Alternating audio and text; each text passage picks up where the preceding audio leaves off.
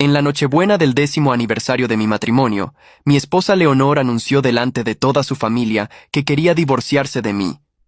Apenas terminó de hablar, su familia, junto con ese hombre extraño sentado en la cabecera de la mesa, su amante, se pusieron de pie al unísono. Estallaron en aplausos y vítores entusiastas, como si hubieran ganado una guerra. El sonido de las copas chocando entre ellas llenó el comedor de la casa de mis suegros. Leonor me miraba con una sonrisa triunfal, mientras su madre abrazaba a ese hombre, Roberto, como si fuera el yerno que siempre había deseado. Mi copa de vino cayó de mi mano, derramándose sobre el mantel blanco como una mancha de sangre. Nadie se movió para ayudarme. Todos seguían celebrando mi humillación pública. Lo que ninguno de ellos sabía era que yo había estado esperando exactamente este momento durante los últimos 6 meses. Había descubierto la traición mucho antes de esa noche, y cada día desde entonces lo había dedicado a preparar algo que ninguno de ellos vería venir. Mientras aplaudían y reían, yo simplemente tomé mi servilleta, limpié el vino de mis manos y esperé a que terminara el espectáculo que tanto habían ensayado. Mi nombre es Mateo. Hace 10 años me casé con Leonor creyendo que había encontrado al amor de mi vida. Ella era hermosa, inteligente y venía de una familia prominente en nuestra ciudad. Yo era un simple ingeniero civil, hijo de padres trabajadores que me habían dado educación a base de sacrificios. Desde el principio, la familia de Leonor dejó claro que yo no estaba a su altura. Su madre, Estela, nunca perdía oportunidad de recordarme que su hija había bajado de nivel al casarse conmigo. Los primeros años fueron relativamente buenos. Leonor trabajaba como gerente en una boutique de lujo y yo había conseguido una posición estable en una constructora mediana. Compramos un departamento modesto en un barrio decente. No vivíamos en la opulencia que su familia esperaba, pero éramos felices, o al menos yo pensaba que lo éramos. Todo comenzó a cambiar hace aproximadamente un año. Leonor empezó a llegar tarde del trabajo, siempre con excusas perfectamente elaboradas. Reuniones de último momento, inventarios que se extendían, capacitaciones obligatorias. Yo, confiando ciegamente en ella, nunca cuestioné nada. Era mi esposa, la mujer con quien había jurado pasar el resto de mi vida. La traición nunca cruzó por mi mente hasta que un detalle insignificante lo cambió todo. Fue un martes común cuando noté que el perfume en su cuello no era el que yo le había regalado en su cumpleaños. Era más caro, más sofisticado, definitivamente masculino. Cuando le pregunté al respecto, ella se rió y dijo que una clienta la había rociado accidentalmente al probar fragancias. La explicación era razonable, pero algo en su tono me hizo dudar por primera vez en 10 años. Esa noche, mientras ella dormía, revisé su teléfono. Sé que estuvo mal, que violé su privacidad, pero algo me impulsaba a buscar la verdad. Lo que encontré destrozó mi mundo en segundos. Conversaciones largas con alguien llamado Roberto. Mensajes que no dejaban duda alguna sobre la naturaleza de su relación. Fotos en restaurantes que yo no podía costear. Planes para un futuro donde yo claramente no existía. Me quedé despierto toda esa noche, leyendo cada palabra, viendo cada imagen, sintiendo cómo mi vida se desmoronaba. Había mensajes de hacía 8 meses. 8 meses de mentiras, de fingir amor, de traición calculada. Y lo peor de todo, eran los mensajes donde ella hablaba con su familia sobre mí. Su madre la animaba a divorciarse, diciéndole que Roberto era un hombre de verdadera clase, alguien con dinero y conexiones. Su hermana mayor, Patricia, sugería que esperara hasta encontrar el momento perfecto para humillarme públicamente. Leonor le había contado a Roberto sobre nuestro aniversario. Le había dicho que sería el escenario perfecto para anunciar el divorcio. Él había respondido emocionado, diciendo que finalmente podría rescatarla de su vida mediocre conmigo. Los mensajes revelaban que Roberto era un empresario divorciado, dueño de varias propiedades comerciales, exactamente el tipo de hombre que la familia de Leonor siempre había querido para ella. Esa madrugada tomé una decisión. No iba a gritar, no iba a pelear, no iba a rogar. En cambio, iba a prepararme. Si querían un divorcio público y humillante, lo tendrían.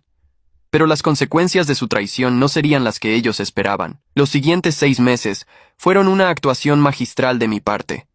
Seguí siendo el esposo atento y cariñoso. Llevaba flores a casa, cocinaba sus comidas favoritas, planeaba nuestro aniversario con entusiasmo fingido. Leonor parecía aliviada de que yo no sospechara nada. Seguía llegando tarde, siguió con sus mentiras, y yo seguí documentando cada una. Contraté a un investigador privado. No fue barato. Tuve que sacar dinero de ahorros que había guardado en secreto, pero necesitaba pruebas irrefutables. El investigador me entregó informes detallados, fotografías, grabaciones de audio. Roberto y Leonor se veían en hoteles caros al menos 3 veces por semana. Él le compraba regalos extravagantes que ella guardaba en su oficina para que yo no los viera. La familia de Leonor no solo sabía de la aventura, la celebraban. Habían conocido a Roberto en varias ocasiones, cenas familiares a las que yo supuestamente no estaba invitado por compromisos de trabajo. Pero mi mayor descubrimiento vino cuando investigué más a fondo a Roberto Castellanos. Ese hombre que se presentaba como empresario exitoso tenía un historial interesante. 3 matrimonios previos, todos terminados en divorcio conflictivo. Demandas por violencia doméstica que fueron retiradas después de acuerdos económicos. Deudas significativas con 2 bancos diferentes. Su imperio empresarial era una fachada sostenida por créditos e inversores que empezaban a perder la paciencia. Contraté a un abogado especializado en divorcios. Le mostré todas las pruebas de la infidelidad de Leonor. Me explicó que aunque vivíamos en un régimen de separación de bienes, yo tenía derecho a una compensación por daño moral. Más importante aún, me ayudó a proteger los activos que había acumulado durante nuestro matrimonio. Transferí mis ahorros a una cuenta que solo yo conocía.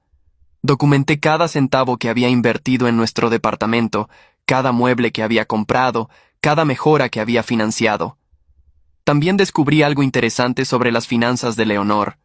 Su trabajo en la boutique pagaba bien, pero no tanto como ella me había hecho creer. Había estado recibiendo dinero de Roberto durante meses, dinero que ella guardaba en una cuenta separada pensando que yo nunca me enteraría. Ese dinero, según mi abogado, podría considerarse evidencia adicional de la relación extramarital. 3 semanas antes de nuestro aniversario, Roberto comenzó a aparecer con más frecuencia en las conversaciones de Leonor. Ella empezó a mencionar casualmente que un cliente importante de la boutique estaba interesado en conocerme. Dijo que sería bueno para mi carrera tener contactos con gente influyente. Nunca mencionó que ese cliente era su amante, el hombre con quien planeaba reemplazarme. Acepté conocerlo. Cenamos los 3 en un restaurante elegante que él pagó con ostentación. Roberto era exactamente como lo imaginaba. Cabello perfectamente peinado con canas distinguidas, traje italiano, reloj suizo que probablemente costaba más que mi auto. Habló toda la noche sobre sus negocios, sus propiedades, sus viajes. Leonor lo miraba con adoración, mientras yo asentía educadamente, fingiendo interés. Lo que Roberto no sabía era que yo había investigado cada aspecto de su vida empresarial. Conocía sus deudas, sus problemas legales pendientes, los rumores de fraude que circulaban en ciertos círculos comerciales. Este hombre que se presentaba como salvador era en realidad un desastre financiero esperando explotar. 2 semanas antes del aniversario, Leonor empezó a comportarse diferente. Más distante, más fría. Dejó de fingir interés en mis días, en mi trabajo, en cualquier cosa que no fuera su teléfono y sus planes secretos.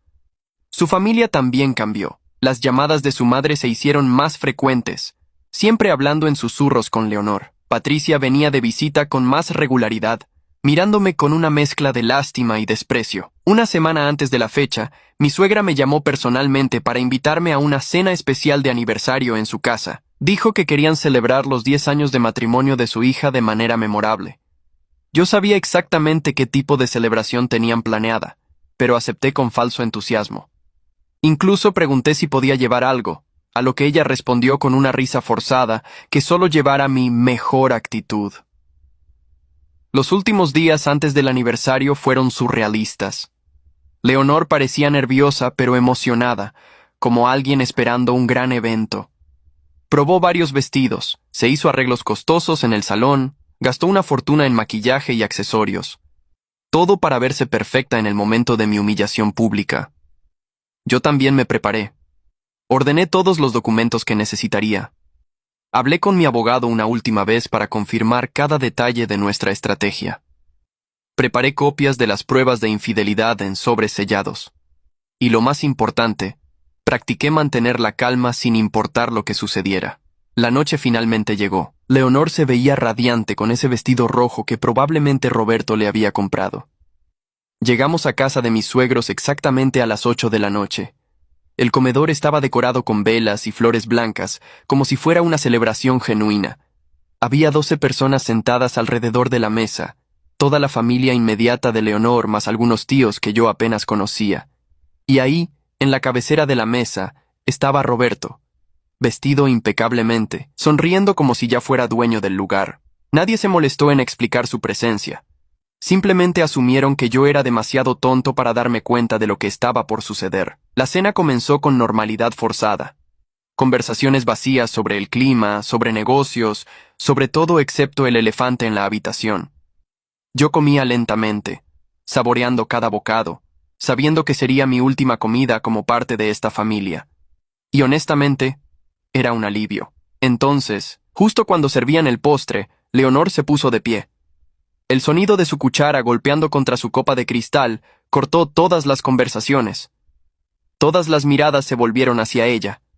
Respiró profundo, me miró directamente a los ojos y con voz clara y fuerte anunció que quería el divorcio. El silencio posterior a los aplausos fue casi ensordecedor. Leonor seguía de pie, radiante, esperando alguna reacción de mi parte. Roberto se había levantado y caminaba hacia ella con una copa de champán en cada mano. Mi suegra se secaba lágrimas de felicidad con una servilleta bordada.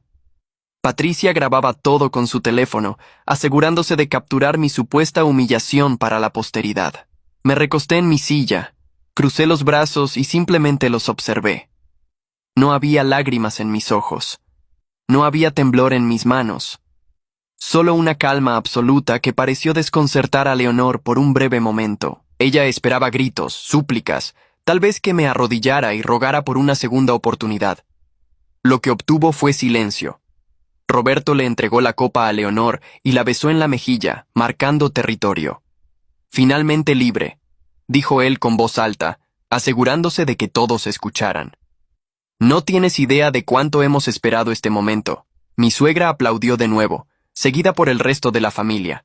Era como presenciar una obra de teatro mal ensayada donde todos conocían sus líneas excepto yo. ¿No vas a decir nada?, preguntó Leonor con una mezcla de confusión y frustración en su voz. Finalmente había notado que mi reacción no era la esperada. Generalmente las personas tienen algo que decir cuando sus esposas les piden el divorcio. Me puse de pie lentamente, alcancé mi copa que había sido rellenada con vino y tomé un sorbo largo antes de responder. «Felicidades», dije con voz tranquila. «Espero que sean muy felices juntos». La simplicidad de mi respuesta pareció robarles el momento que tanto habían planeado. «¿Eso es todo?», intervino mi suegra con tono decepcionado. 10 años de matrimonio y solo dices felicidades. Sabía que eras un hombre sin pasión, Mateo. Mi hija merece a alguien que realmente la valore. Sonreí ante el comentario. Tiene razón, doña Estela. Leonor merece exactamente lo que va a recibir. La ambigüedad en mis palabras pasó desapercibida para todos, excepto para Roberto, quien por un segundo me miró con sospecha antes de volver a su papel de conquistador triunfante. Patricia dejó de grabar y se acercó a la mesa con actitud desafiante. Espero que no hagas esto difícil, Mateo. El divorcio va a suceder de todos modos. Leonor ya habló con un abogado y tiene todo preparado. Lo mejor para todos es que firmes los papeles sin drama y sigas con tu vida. Estoy completamente de acuerdo, respondí. De hecho, yo también he hablado con un abogado. Varios, para ser exactos. Saqué del bolsillo interior de mi saco un sobre blanco y lo dejé sobre la mesa. Aquí están los documentos de divorcio que mi representante legal preparó hace 3 meses. Ya están listos para ser firmados. El rostro de Leonor palideció. ¿3 meses? Tartamudeó. Pero tú no sabías nada sobre nosotros hace 3 meses. Su error fue evidente de inmediato. Acababa de confirmar que la traición llevaba mucho más tiempo del que yo supuestamente debía saber. Tienes razón, dije con calma. No sabía nada hace 3 meses. Lo supe hace 6 meses, un martes específicamente, cuando empezaste a usar el perfume de Roberto. El nombre cayó como una bomba en la mesa. Nadie esperaba que yo supiera quién era el amante. Roberto se tensó visiblemente. Escucha, amigo. Esto no tiene que ser incómodo. Leonor y yo nos enamoramos. Pasa todo el tiempo. Ella merece estar con alguien de su nivel. Alguien que pueda darle la vida que su familia siempre imaginó para ella. Su nivel. Repetí las palabras con una sonrisa. Qué interesante que menciones eso, Roberto. O debería decir Roberto Castellanos, anteriormente casado con Andrea Maldonado hasta 2018, cuando ella obtuvo una orden de restricción en tu contra por violencia doméstica. Antes de eso estuviste casado con Mariana Vega, quien también te demandó por agresión. Y antes de ella, si no me equivoco, estuvo Claudia Herrera, tu primera esposa, quien tuvo que escapar en medio de la noche porque le rompiste 3 costillas. El silencio que siguió fue absoluto. Roberto había perdido todo el color de su rostro. Leonor lo miraba con ojos enormes, procesando la información. Mi suegra se había quedado con la boca abierta a medio camino de tomar su copa. Patricia había dejado caer su teléfono sobre la mesa. Esas son mentiras, dijo Roberto con voz temblorosa. Acuerdos privados, malentendidos, mujeres despechadas tratando de arruinar mi reputación. Pero su pánico era evidente. Dio un paso atrás, alejándose de la mesa, como si el suelo se estuviera volviendo inestable bajo sus pies. ¿Mentiras? Saqué mi teléfono y deslicé el dedo por la pantalla. Tengo copias certificadas de las 3 demandas. Tengo testimonios de testigos. Tengo fotografías de las lesiones que causaste. Tu segunda esposa, Mariana, fue muy generosa al compartir información conmigo después de que la contacté hace 4 meses. Miré directamente a mi suegra. Doña Estela, usted que tanto se preocupa por el bienestar de su hija, ¿sabía que Roberto tiene actualmente 2 órdenes de alejamiento activas de sus exparejas?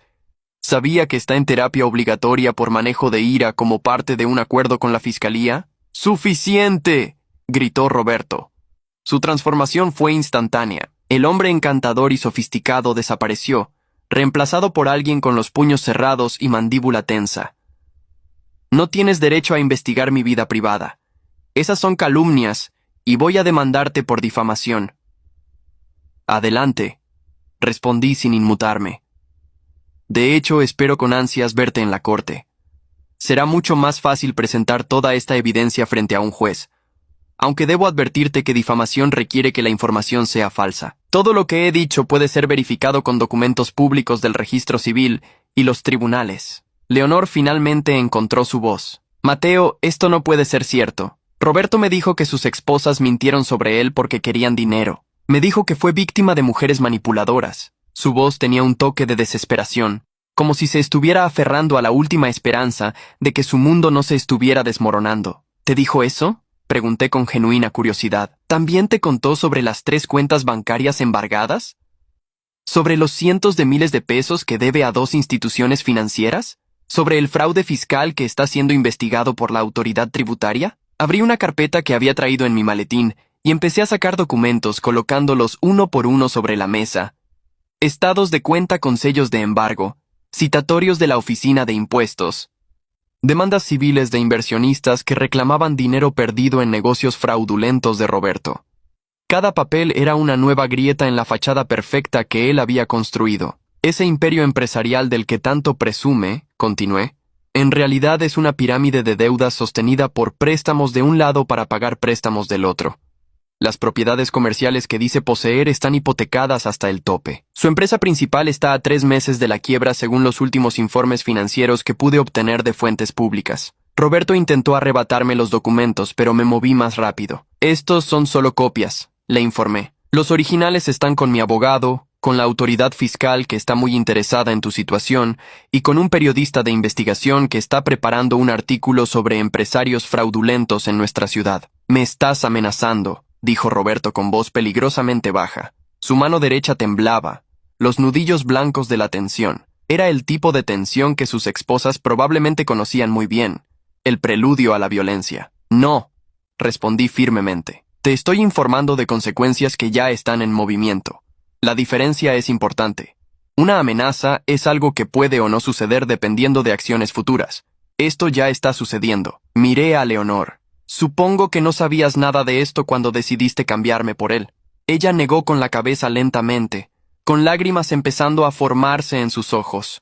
Pero no eran lágrimas de arrepentimiento por haberme traicionado.